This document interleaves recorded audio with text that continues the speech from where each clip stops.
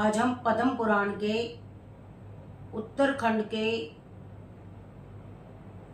यमराज की आराधना और गोपी चंद का महात्म्य नामक अध्याय का स्वाध्याय करेंगे। तो आप सभी इस अध्याय को सुने और उसका लाभ पुण्य अर्जित करें। नारद जी ने कहा, सुरश्रेष्ठ, अब मेरे हित के लिए आप यम की आराधना बताइए। देव, किस उपाय से मनुष्य को एक नरक से दूसरे नरक में नहीं जाना पड़ता? सुना जाता है यमलोक में बैतरणी नदी है, जो दुर्दर्श, अपार, दुस्तर, रक्त की धारा बहाने वाली है। वह समस्त प्राणियों के लिए दुस्तर है। उसे सुगमता के साथ किस प्रकार पार किया जा सकता है? महादेव जी बोले, ब्रह्मन, पूर्व काल की बात है। द्वारकापुरी के समुद्र में स्नान करके मैं ज्यों ही निकला, सामने से मुझे ब्रह्मचारी मुद्गल मुनि आते दिखाई दिए। उन्होंने प्रणाम किया और विस्मित होकर इस प्रकार कहना आरंभ किया।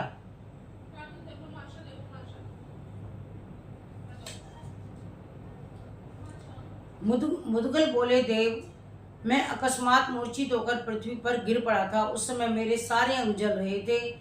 इतने ही में यमराज के दूतों ने आकर मुझे बलपूर्वक शरीर से खींचा। मैं अंगूठे के बराबर पुरुष शरीर धारण करके बाहर निकला। फिर उन दूतों ने मुझे खूब कसकर बांधा और उसी अवस्था में यमराज के पास पहुंचा दिया। मैं एक ही क्षण में यमराज की सभा में पहुंचकर देखता हूं कि पीले नेत्र और काले मुख वाले यम सामने ही बैठे हैं। वे महाभयंकर जान पड़ते थे। भयानक राक्षस और दानव उनके पास बैठे और सामने खड़े थे। अनेक धर्माधिकारी तथा चित्रगुप्त आदि लेखक वहां मौजूद थे। मुझे देखकर विश्व के शासक यम ने अपने किंकरों से कहा, अरे तुम लोग नाम के भ्रम में पढ़कर मुनि को कैसे ले आए? इन्हें छोड़ो और कौंडिल्य नामक ग्राम में जो भीमक का पुत्र मुद्गल नामक क्षत्रिय है उसको लेकर आओ, क्योंकि उसकी आयु समाप्त हो चुकी है। यह सुनकर वे दूत वहां गए और पुनः लौट कर आए। फिर समस्त यमदूत धर्मराज से बोले, सूर्यनंदन, वहां जाने पर भी हम लोगों ने ऐसे किसी प्राणी को नहीं देखा जिसकी आयु क्षीण हो चुकी हो। न जाने कैसे हम लोगों को चित्त भ्रम में पड़ गया। यमराज बोले, जिन लोगों ने बैतरणी नामक द्वादशी का व्रत किया है, वे तुम यमदूतों के लिए प्राय अदृश्य है। उज्जैन, प्रयाग अथवा यमुना के तट पर जिनकी मृत्यु हुई है तथा जिन्होंने तिल, हाथी, स्वर्ण और गौ आदि का दान किया है, वे भी तुम लोगों की दृष्टि में नहीं आ सकते। दूतों ने पूछा, स्वामी, वह व्रत कैसा है? आप उसका पूरा पूरा वर्णन कीजिए। देव, मनुष्यों को उस समय ऐसा कौन सा कर्म करना चाहिए जो आपको संतोष देने वाला हो? जिन्होंने कृष्ण पक्ष की एकादशी का व्रत किया है, वे कैसे पाप मुक्त हो सकते हैं? यमराज बोले, दूतों, मार्गशीर्ष आदि मासों में जो ये कृष्ण पक्ष की द्वादशियां आती हैं, उन सब में विधि पूर्वक वैतरणी व्रत करना चाहिए। जब तक वर्ष पूरा ना हो जाए तब तक प्रति मास व्रत को चालू रखना चाहिए। व्रत के दिन उपवास का नियम ग्रहण करना चाहिए, जो भगवान विष्णु को संतोष प्रदान करने वाला है। द्वादशी को श्रद्धा और भक्ति के साथ श्री गोविंद की पूजा करके इस प्रकार कहें, देव, स्वप्न में इंद्रियों की विकलता के कारण यदि भोजन और मैथुन की क्रिया बन जाए तो आप मुझ पर कृपा करके मुझे क्षमा कीजिए। इस प्रकार नियम करके मिट्टी, गौमय और तिल लेकर मध्याह्न के तीर्थ जलाशय के पास जाएं और व्रत की पूर्ति के लिए निम्नांकित मंत्र से विधि पूर्वक स्नान करें।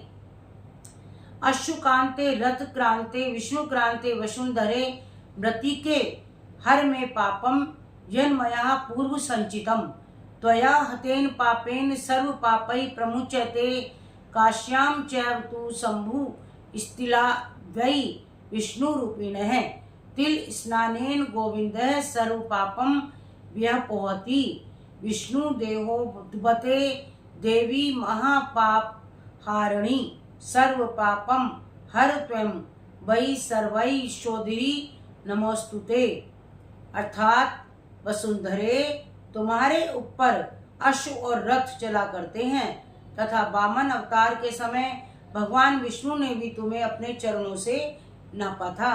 मृत्युके, मैंने पूर्व जन्म में जो पाप संचित किया है मेरा वह सारा पाप तुम हर लो। तुम्हारे द्वारा पाप का नाश हो जाने पर मनुष्य सब पापों से मुक्त हो जाता है। तिल काशी में उत्पन्न हुए हैं तथा वे भगवान विष्णु के स्वरूप हैं। तिल मिश्रित जल के द्वारा स्नान करने पर भगवान गोविंद सब पापों का नाश कर देते हैं। देवी सर्वौषधि, तुम भगवान विष्णु के देह से प्रकट हुई तथा महान पापों का अपहरण करने वाली हो। तुम्हें नमस्कार है, तुम मेरे सारे पाप हर लो। इस प्रकार मृत्तिका आदि के द्वारा स्नान करके सिर पर तुलसी दल धारण कर तुलसी जी का नाम लेते हुए स्नान करें। यह स्नान ऋषियों द्वारा बताया गया है, इसे विधि पूर्वक करना चाहिए। इस तरह स्नान करने के पश्चात जल से बाहर निकलकर 2 शुद्ध वस्त्र धारण करें। फिर देवताओं और पितरों का तर्पण करके श्री विष्णु भगवान जी का पूजन करें। उसकी विधि इस प्रकार है। पहले एक कलश की, जो टूटा फूटा ना हो, स्थापना करें। उसमें 5 पल्लव और 5 रत्न डाल दें। फिर दिव्य माला पहनाकर उस कलश के गंध से सुवासित करें। कलश में जल भर दें और उसमें द्रव्य डालकर उसके ऊपर तांबे का पात्र रख दें। इसके बाद उस पात्र में देवाधिदेव तपोनिधि भगवान श्रीधर की स्थापना करके पूर्वोक्त विधि से पूजा करें। फिर मिट्टी और गोबर आदि से सुंदर मंडप बनावें। सफेद और धुले हुए चावलों को पानी में पीसकर उसके द्वारा मंडल का संस्कार करें। तत्पश्चात हाथ पैर आदि अंगों से युक्त धर्मराज का स्वरूप बनावें और उसके आगे तांबे की वैतरणी नदी स्थापित करके उसकी पूजा करें। इसके बाद पृथक आवाहन आदि करके यमराज की विधिवत पूजा करें। पहले भगवान विष्णु जी से इस प्रकार प्रार्थना करें, महाभाग केशव, मैं विश्व रूपी देवेश्वर यम का आवाहन करता हूँ। आप यहाँ पधारें और समीप में निवास करें। लक्ष्मीकांत हरे, यह आसन सहित पाद्य आपकी सेवा में समर्पित है। प्रभु, विश्व का प्राणी समुदाय आपका स्वरूप है, आपको नमस्कार है। आप प्रतिदिन मुझ पर कृपा कीजिए। इस प्रकार प्रार्थना करके भूतिदाय नमः इस मंत्र के द्वारा भगवान विष्णु जी के चरणों का, अशोकाय नमः से घुटनों का, शिवाय नमः से जांघों का, विश्वमूर्तये नमः से कटिभाग का, कंदर्पाय नमः से लिंग का, आदित्याय नमः से अंडकोश का, दामोदराय नमः से उदर का, वासुदेवाय नमः से स्तनों का, श्रीधराय नमः से मुख का, केशवाय नमः से केशों का, सारंगधराय नमः से पीठ का, वरदाय नमः से पुनः चरणों का, शंखपाणिये नमः, चक्रपाणिये नमः, असीपाणिये नमः, गदापाणिये नमः और परशुपाणिये नमः। इन नाम मंत्रों द्वारा क्रमशः शंख, चक्र, खड़ग, गदा और परशु का तथा सर्वात्मने नमः इस मंत्र के द्वारा मस्तक का ध्यान करें। इसके बाद यूं कहें, मैं समस्त पापों की राशि का नाश करने में के लिए मत्स्य, कच्छप, वराह, नरसिंह, वामन, परशुराम, श्री राम, श्री कृष्ण, बुद्ध तथा कल्कि का पूजन करता हूँ। भगवान, इन अवतारों के रूप में आपको मैं बारंबार नमस्कार करता हूँ, बारंबार नमस्कार करता हूँ। इन सभी मंत्रों के द्वारा श्री विष्णु जी का ध्यान करके उनका पूजन करें। तत्पश्चात निम्नांकित नाम मंत्रों के द्वारा भगवान धर्मराज का पूजन करना चाहिए। धर्मराज, आपको बारंबार नमस्कार है। दक्षिण दिशा के स्वामी, आपको नमस्कार है। महिष पर चलने वाले देवता, आपको नमस्कार है। चित्रगुप्त, आपको नमस्कार है। नरक की पीड़ा शांत करने के लिए विचित्र नाम से प्रसिद्ध आपको नमस्कार है। आप मेरी मनोवांछित कामनाएं पूर्ण करें। यम धर्मराज, मृत्यु, अंतक, वैवस्वत, काल, सर्वभूतक्षय, वृकोदर, चित्र, चित्रगुप्त, नील और दध्नु को नित्य नमस्कार करना चाहिए। तदंतर वैतरणी की प्रतिमा को अर्घ देते हुए इस प्रकार कहें, वैतरणी, तुम्हें पार करना अत्यंत कठिन है। तुम पापों का नाश करने वाली और संपूर्ण अविष्ट वस्तुओं को देने वाली हो। महाभागे, यहाँ आओ और मेरे दिए हुए अर्घ को ग्रहण करो। यम द्वार के भयंकर मार्ग में वैतरणी नदी विख्यात है। उससे उद्धार पाने के लिए मैं यह अर्घ दे रहा हूँ, जो जन्म, मृत्यु और वृद्धावस्था से परे है। पापी पुरुषों के लिए, जिसको पार करना अत्यंत कठिन है, जो समस्त प्राणियों के भय का निवारण करने वाली है, तथा यातना में पड़े हुए प्राणी भय के मारे जिसमें डूब जाते हैं, उस भयंकर वैतरणी नदी को पार करने के लिए मैंने यह पूजन किया है। वैतरणी देवी, तुम्हारी जय हो। तुम्हें बारंबार नमस्कार है। जिसमें देवता वास करते हैं वही वैतरणी नदी है। मैंने भगवान केशव की प्रसन्नता के लिए भक्ति पूर्वक उस नदी का पूजन किया है। पापों का नाश करने वाली सिंधु रूपिणी वैतरणी नदी की पूजा संपन्न हुई। मैं उसे पार करने तथा सब पापों से छुटकारा पाने के लिए इस वैतरणी प्रतिमा का दान करती हूँ। इसके बाद निम्नांकित मंत्र पढ़कर भगवान से प्रार्थना करें। कृष्ण कृष्ण जगन्नाथ संसारोद्धरश्च माम, नाम ग्रहण मात्रेण सर्व पापम हरस्व। कृष्ण कृष्ण जगदीश्वर, आप संसार सागर से मेरा उद्धार कीजिए। अपने नामों के कीर्तन मात्र से मेरा सारा पाप हर लीजिए। फिर क्रमशः यह गोपवीत आदि समर्पण करें। यह गोपवीत का मंत्र इस प्रकार है। देवेश्वर, मैंने 9 तंतुओं से इस उत्तम यह गोपवीत का निर्माण कराया है। आप इसे ग्रहण करें और प्रसन्न होकर मेरा मनोरथ पूर्ण करें। तांबूल मंत्र। देवेश्वर, मैंने यथाशक्ति उत्तम शोभा संपन्न तांबूल दान किया है। इसे स्वीकार करें और भव सागर से मेरा उद्धार कर दें। दीप आरती का मंत्र। देवेश, आप मोह रूपी अंधकार दूर करने के लिए सूर्य रूप हैं। वह बंधन की पीड़ा हारने वाले परमात्मन, मैं युक्ति युक्त होकर आपकी सेवा में यह 5 बत्तियों का दीपक प्रस्तुत करता हूँ। यह आपके लिए आरती है। नैवेद्य मंत्र।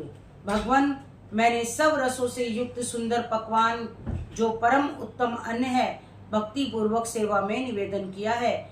आप इसे स्वीकार कीजिए। जप समर्पण। 12 अक्षर का मंत्र। यह यथाशक्ति जप करने से भगवान लक्ष्मीकांत मुझ पर प्रसन्न हों और प्रसन्न होकर मुझे मनोवांछित वस्तु प्रदान करें।